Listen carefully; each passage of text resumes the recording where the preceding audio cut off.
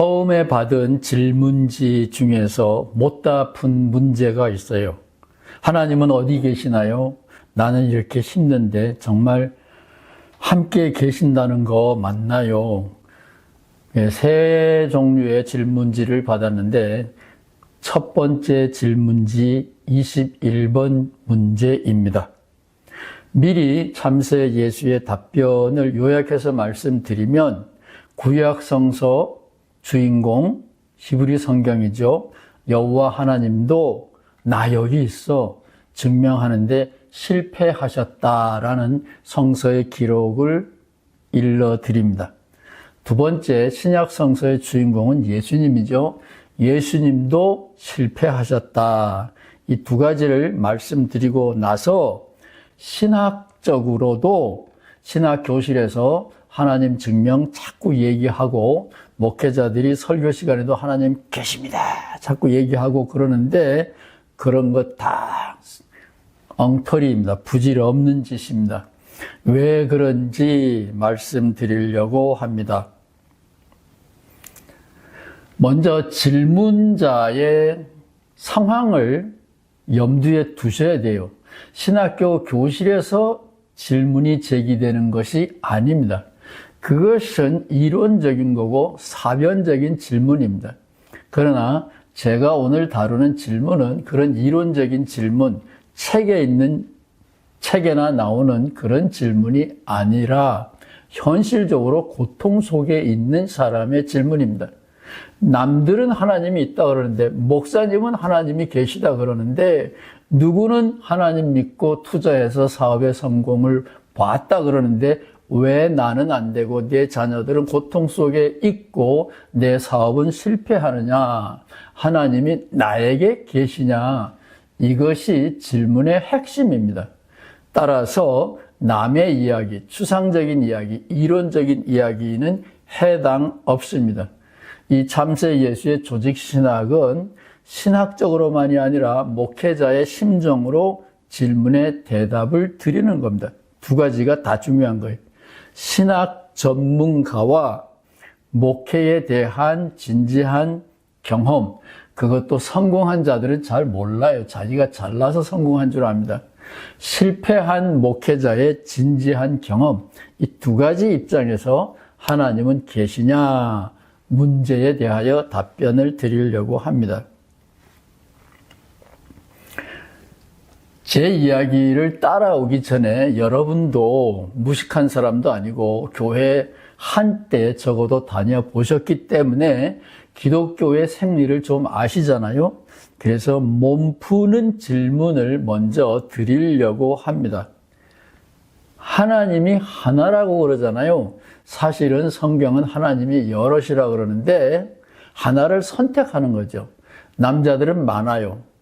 여자도 많아요. 직장도 많아요. 그러나 하나를 선택하는 거잖아요. 그런 것처럼 성서는 신이 여럿이다라는 것을 알고 있습니다. 교회하고는 달라요. 목사님들하고는 달라요. 신이 여럿입니다. 그러나 기독교인들이 되면 신은 하나예요. 결혼을 한 사람하고 하듯이 하나예요. 성경책도 많이 번역이 되긴 했지만 성경책도 하나입니다. 자, 성경도 하나요. 신도 하나요. 그런데 왜 기독교인들은 서로 죽일 듯이 싸우고 심지어 칼빈은 자기랑 생각이 다르다 그래서 세르베투스라는 사람을 의사인데 처형했습니다. 그런 일들은 기독교 안에 허다합니다. 저도 감리교회의 친구들 때문에 쫓겨났습니다. 직업을 잃어버렸습니다. 평생을 준비했던 직업을 잃어버렸어요. 그 아픔은 치료될 수 없는 아픔입니다. 그러나 그 아픔을 통하여 저는 하나님을, 예수님을 더 많이 생각하게 됐기 때문에 하나님이 다 섭리하신 거라고 확실하게 고백 드릴 수 있습니다. 교회들이 왜 싸울까요? 문자 그대로 믿는다라고 하는 근본주의자들이 더 많이 싸웁니다. 혹시 신학 공부 조금 한 사람들은 훌러 신학교라는 한국 사람에게 영향을 많이 준 훌러 신학교를 알 거예요. 훌러 신학교의 훌러 총장은 진짜 근본주의 신학교, 탈보 신학교의 3대 총장입니다.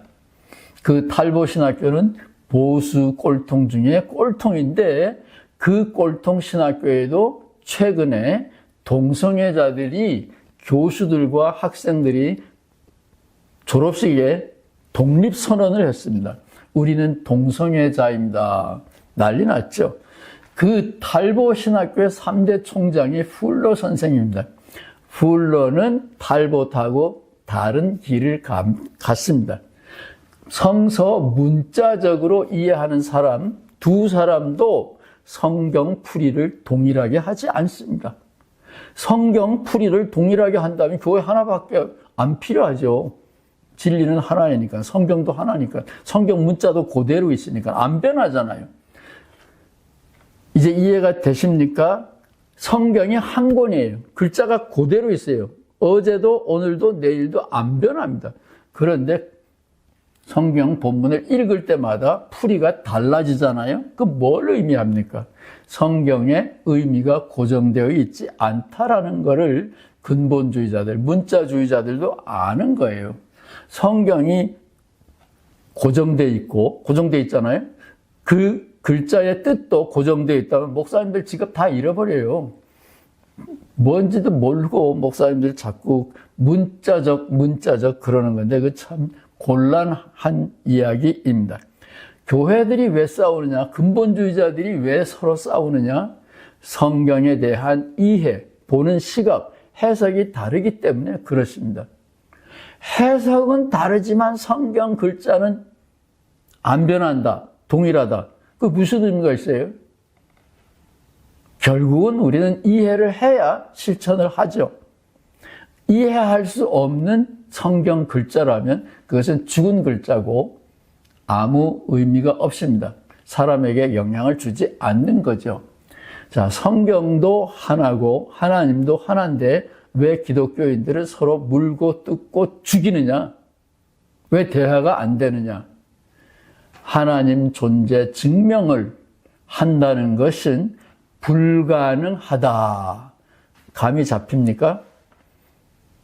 글자는 그대로 있더라도 이것을 보고 이게 무엇이다라고 말을 할 때 그 말하는 사람들의 감정, 이해관계, 전라도 사람이 보는 거하고 국민당이 보는 거하고 민주당이 보는 거하고 통일지향적인 사람이 보는 거하고 환경론자가 보는 거하고 똑같은 물건이라도 이해관계가 다릅니다. 어렵나요? 어렵지 않죠. 하나님이 계십니까? 라는 질문은 단순해요. 답변은 천차만별입니다. 문제는 오늘은 질문을 제기한 그분이 여기 앉아서 제 강의를 듣고 감사합니다. 그렇게 하는 거예요. 제3자가 듣기는 하지만 제 대답은 그 질문자가 최종 채점을 하시는 겁니다. 그것을 알아두시면 고맙겠습니다. 구약 성서의 주인공 여호와 하나님이 실패하셨다. 많은 경우에 실패했죠. 지난 시간에 이스라엘 사람들이 광야에서 신을 만들었다 그러는데 여호와 하나님을 통하여 홍해를 건너고 한 달이나 됐을까요? 한 달도 못 되어서 그들은 하나님을 다른 하나님으로 바꾸었습니다. 황금 송아지를 놓고 이게 우리 하나님이라 그랬어요. 하나님 그렇게 분명하지 않습니다. 그런데 하나님 증명이 불가능하다라고 하는 것을 가장 잘 설명해 주는 것은 열왕기상 18, 19장입니다. 엘리야입니다. 구약 성서, 유대인 성서 중에서 가장 활약이 눈부신 예언자가 바로 엘리야입니다. 3년간 가뭄이 일어났습니다. 그래서 우상을 숭배하는 아합 왕에게 가서 엘리야가 여보시오, 우상숭배 그만하시오.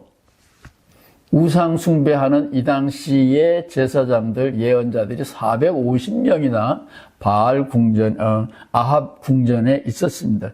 그래서 엘리야가 아합 왕에게 가가지고 갈멜산으로 오십시오. 남산에 와서 대결합시다. 공개적으로 대결합시다. 누가 과연 참신인지 대결하고 참신을 섬기도록 합시다. 구약성서에서 머리가 제일 좋은 사람은 바알을 섬기는 아합 왕의 부인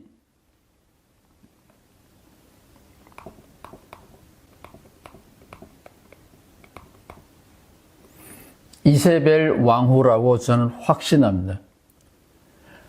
450명의 바알의 예언자들, 제사장들이 기도했습니다. 불이 붙지 않았어요. 엘리야가 기도했습니다.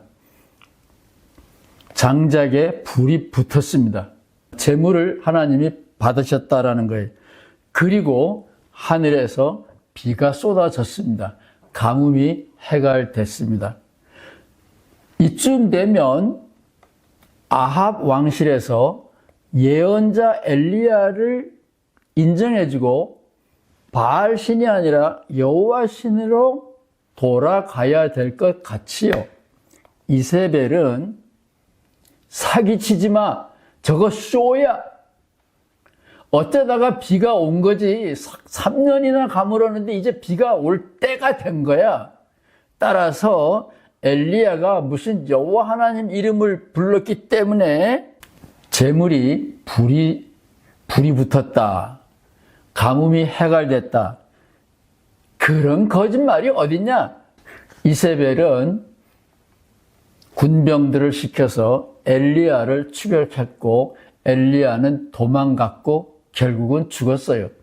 성서에 의하면 엘리야가 승천했다 그러는데 결국은 갈멜산에서는 여호와 하나님이 살아계시다라는 것을 증명한 것처럼 보이지만 그것을 생쇼다, 우연의 일치다라고 고집하면서 추격전을 벌여서 엘리야를 궁지에 몰아넣은 탓에 엘리야는 결국은 죽어버립니다.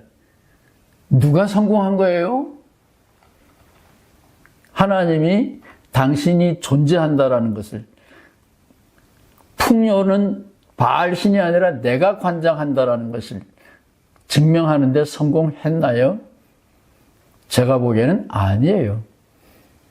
홍해를 건너게 한 여호와 하나님도, 3년의 기근을 해갈시켜준 여호와 하나님도 결국은 실패하고 말았습니다.